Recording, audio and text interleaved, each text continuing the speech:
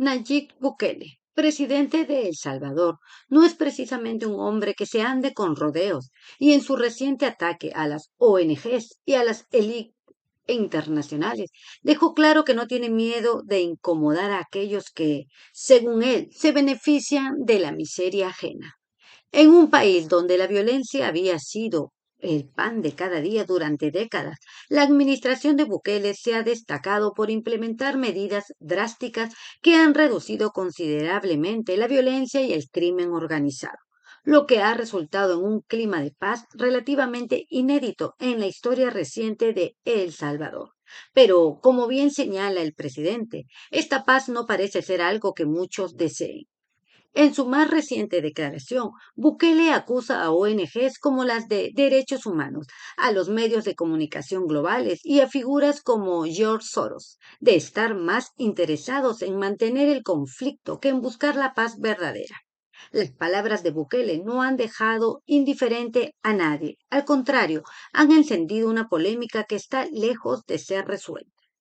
El mandatario salvadoreño ha señalado con una contundencia casi acusatoria que un país en paz, sin muertos, sin extorsiones, sin la sangre que marcaba la cotidianidad de El Salvador, no es rentable para estos sectores. Según Bukele, las ONGs de derechos humanos, los medios globalistas y las élites internacionales, representadas en su opinión por personajes como Soros, no tienen ningún interés en un país que, lejos de necesitar la intervención de esas organizaciones, está demostrando que es posible vencer el terrorismo, restaurar el orden y vivir en paz. La paz, en la visión del presidente, se ha convertido en un negocio que ha sido perdido para estas organizaciones, que han encontrado en el sufrimiento humano una fuente constante de ingresos, poder y atención internacional. Pero más allá de las palabras explosivas del presidente, lo que realmente está en juego es el poder económico, político y social que estas ONGs y figuras internacionales han mantenido por años en países como El Salvador, que históricamente se ha visto sumidos en la violencia, el narcotráfico y la corrupción.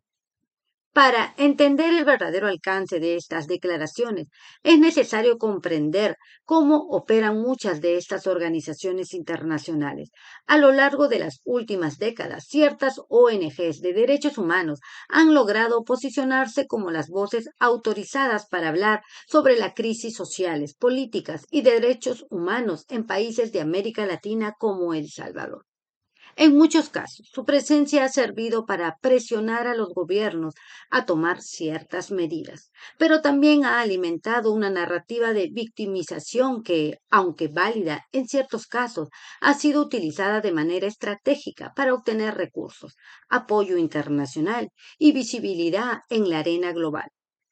El problema, como lo señala Bukele, es que mientras más dura y prolongada sea la crisis, más dinero fluye hacia estas organizaciones. La ayuda internacional, las campañas de visibilidad y los proyectos de desarrollo se convierten en una especie de industria que depende de la crisis para su supervivencia. En este sentido, la paz y la estabilidad no son necesariamente rentables.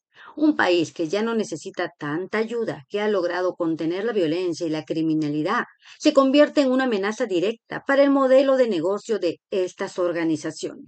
Si la paz en El Salvador está estable de manera duradera, ¿qué papel quedan jugando estas ONGs que históricamente han jugado un papel de salvadores ante la tragedia de otros? Este punto es clave en la crítica de Bukele. Según él, el cambio que está experimentando El Salvador no es un golpe de las ONGs y las élites internacionales, sino que se ha convertido en un ejemplo incómodo para otros países de la región.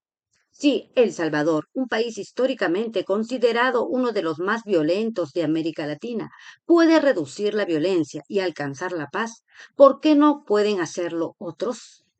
Esta es la amenaza que Bukele ve en la reacción de las organizaciones internacionales.